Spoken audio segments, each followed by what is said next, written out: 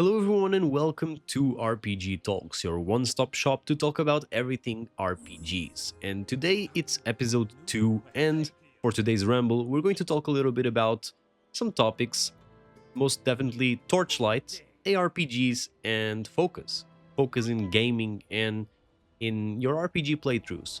So, most recently, I decided that I wanted to take a deep dive into ARPGs again, and I was scrolling through my library to see what I had to play, and the choices were between something like Diablo 2 Resurrected, Diablo 4, which is the most recent entry in the Diablo franchise, and stuff like PoE 2, which is still ongoing and on early access and still has a lot of that seasonal content, which I'm going to touch on in a couple of minutes. But I decided that instead of playing those more recent games that have more complex systems, I wanted to go back and dial it down a bit since I am quite new to the ARPG genre. I'm not very familiar with the entirety of the systems that these games have, such as the seasons and the entire going through all the acts over and over again.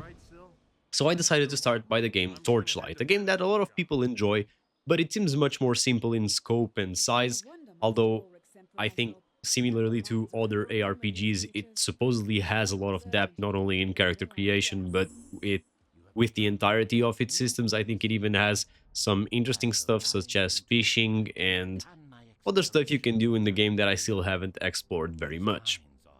But speaking on the topic of focus, and while we're on Torchlight, I decided to pick Torchlight not only because it was a simpler choice, but because I realized that despite being a game I had actually beat previously in a backlog challenge I did 2 to 3 years ago, I didn't know anything about the game.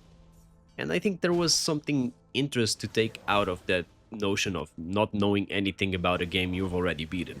Now, it could be just the case that we just play and beat so many things that you end up forgetting about what you played because maybe it isn't that memorable in the scope of the entire thing. But it made me realize that when it comes to RPGs, this is definitely not the type of game that I want to end up having this type of feeling that I had towards Torchlight, where you just play through the entirety of the thing and rush your way through it because sometimes it might be just a bit too easy and you autopilot through it. And it can definitely be the case in these ARPGs in which you play first in normal mode, because the normal mode in these ARPGs, from what I get as a newbie to the genre, is just a stepping stone for you to go and play hard and then hardcore. But in my first time around Torchlight, I ended up just playing it for 6 hours with my first class. I think it was the Barbarian. And I just steamrolled through it in 6 hours and beat the entire game on normal. And a few years later, that experience is basically void. I know nothing about the game. And you could take that as a positive, just going back to a game which you've already beaten and getting it like the full value of it back again because you didn't remember anything from it. But I take it more in a negative way, in which I wasn't focused enough in actually enjoying the experience and was more focused in just beating it from start to finish, that I just didn't take in everything the game had to offer and ended up not learning anything about both the game and the genre itself. But when it comes to ARPGs, it is a genre that, as I mentioned, I am not that familiar with. And I'm hoping that Torchlight hopefully gets the right foot for me in the door, because I really want to try to understand what is the appeal between an RPG in which the story it's not the main thing. It's there for games like Diablo, especially. The story is a big component and people care about the story, but the main aspect of an RPG being a game that you play to just get to the end and start over again is something that is alien to me. I'm used to games that have like vertical progression and then you reach like a plateau and end up just doing something in regards to the end game of that game, and that's basically how you progress your character. You start from the beginning and you go to the top, and then at that top you improve and improve and improve. There's no like going back. But from what I understand, the entire appeal of ARPGs is repeating them and experimenting new builds and just farming items as the difficulty increases and the rarity of those items increases as well. And for me, that kind of appeal is weird when it comes to me being an RPG enjoyer, because, as I said, not only because of the progression, which I mentioned, but because the entire appeal of an RPG usually is in terms of the world and the gameplay revolving that world and how you explore it and want to approach it. Having a game that you just repeat over and over again makes it so the focus is not so much on the world, the questing, and everything the game offers, but more on your character. And I can definitely see there being some appeal in that when it comes to RPGs. For people who are more gameplay focused instead of story focused, but they still want something like an RPG to play, because sometimes if you want something that's more gameplay focused, you don't play something like an RPG, which tend to be very story heavy. So I know that ARPGs are big amongst people like WoW players who tend to play a lot of Diablo, and that might be the appeal. People who just want to focus on a character and experiment with different builds and get that dopamine hit of getting a bigger item that maybe really solidifies your build in the end run. But me picking Torchlight is kind of contrary to what my goal is in understanding ARPGs, and that is because of seasonal content. From what I understand, the big appeal also from ARPGs is people that like to play a lot of that seasonal content. There are seasons, and then you create characters in regards to the season that you're in, and you try to reach certain goals on that season. Now, I have mixed feelings about this.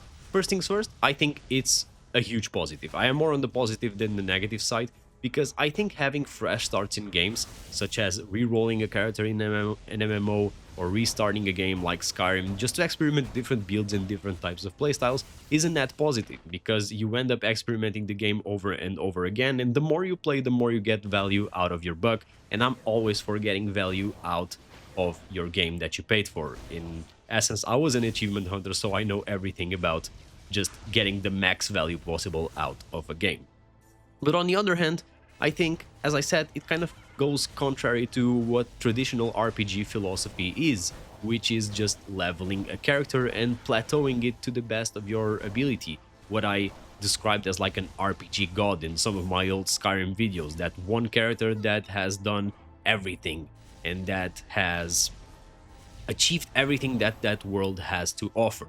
But I think when it comes to progression in ARPGs, what really makes me think about it in a different way is the recent rise of games like roguelike games or bullet heaven games, where you do stuff similarly to what you do nowadays in ARPGs, which is just grinding your characters away and doing increasingly difficult stuff, and your character just keeps zerging through the entirety of the maps. So I've been having fun playing Torchlight. I'm going over it again with an alchemist, which is kind of a mage-based class. The first time around I went with a barbarian, which is a more melee focused, and I can definitely see the appeal of this game. But as I mentioned, the focus part is very important for me, so this time around I'm playing it trying to pay attention to the quests and trying to really interact with the systems, because if systems really are the highlight of games like Diablo and Torchlight and other ARPGs, I think I have to do my part and really focus on interacting with these systems and understanding them to the best of my ability, so that I can then give a good opinion on the game. Because when you're steamrolling through the game and you're going through with the bare minimum, you can beat the bosses, but you really don't understand what you're doing. You're just clicking buttons and looking at things pop up on the screen, which can be fun, don't get me wrong, but you're not really understanding what the developers meant behind certain decisions and how you should approach certain bosses and things like that. So that's why I decided to go back and tackle ARPGs this time around. I also want to eventually try PoE 2, because that's a game that looks pretty good ever since the trailers, and I think there's value out of it when it comes to that fresh start that I mentioned, because people are still in the early access part of PoE 2. Of course, there are already people who have played PoE 1 for an eternity of a lifetime, but I think it's a good way for me to get in. I've seen a lot of newcomers come into PoE 2, and I want to try it myself and maybe try to make a personal build, like I'm doing with Torchlight. Not looking at anything online and just trying to get the entire ARPG experience of building your character around a certain ability or a certain gameplay loop that usually I think in ARPGs is composed by one or two main core abilities of your class. So I think from what I've seen other people play, I've mostly been following Charlie's PoE 2